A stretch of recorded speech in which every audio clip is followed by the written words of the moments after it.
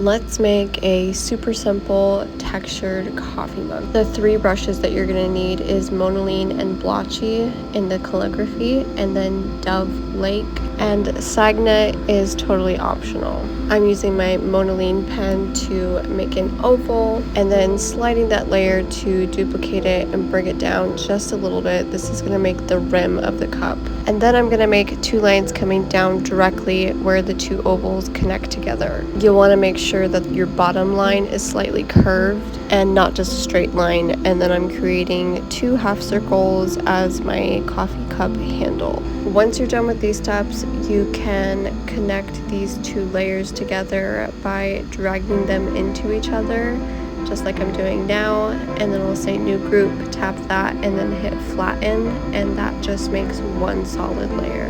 You can choose whatever color to fill this with. I am going with this peach color. And then for the inside and the handle, I am just increasing the saturation and decreasing the brightness just by a little. I'm making the outside of the rim just a little bit darker than those two colors I just filled. And then the top of the rim will be a little bit lighter to accentuate the highlight on the cup. And now for the fun part, I am going to alpha lock this to prevent any bleeding over. I'm going to go ahead and get into my calligraphy brushes and then hit blotched. I have the size of this brush all the way up and the opacity down to about 70%, and I'm just going to fill the entire coffee cup, and this is where you really start to see the texture pop out. This next part can be tedious, but it's important. You're going to be decreasing the brush size of your blotched brush and then going over the outline of the cup.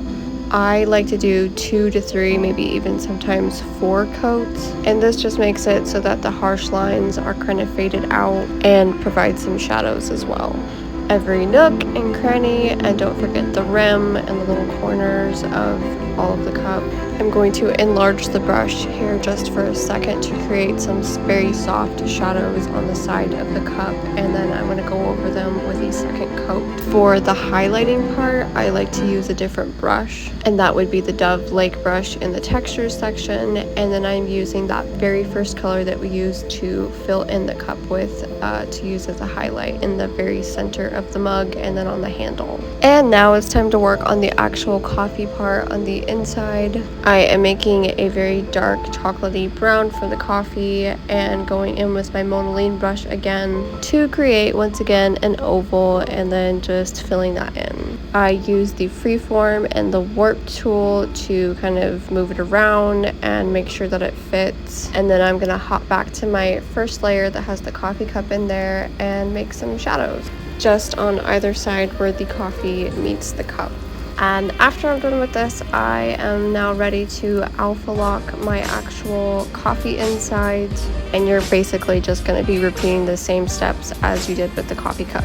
Increase saturation, decrease brightness, grab your blotched brush and go over the entire thing, and then hit it with another coat or two just on the outline, just so that you can get rid of any harsh lines. For the highlights of the coffee, I'm going to be using my Dove Lake brush and then just making a lighter color going over the very center with it. And to combine the coffee with the coffee mug, I'm going to get into my layers just like I did before, make it into a group and then flatten it so it's just one layer. This next part is totally optional, but I just wanted to fill the background color with this like rose color. I'm adding a separate layer and putting that right behind the cup and just getting a little bit darker of a color and then going in with that last brush.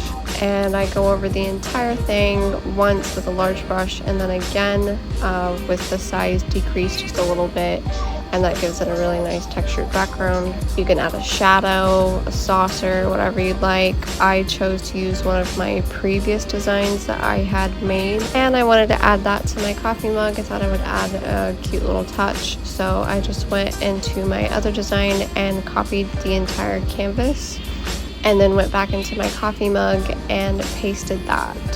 I'm going to shrink it to size, make sure it's in front of the coffee mug, and then once I click on that, I'm going to use the warped tool to make it look like it's actually plastered on the coffee mug itself. And then just to make sure that it was the same texture, I went over it with the Dove Lake brush with a lighter color, and that kind of makes it look like it's a part of the mug.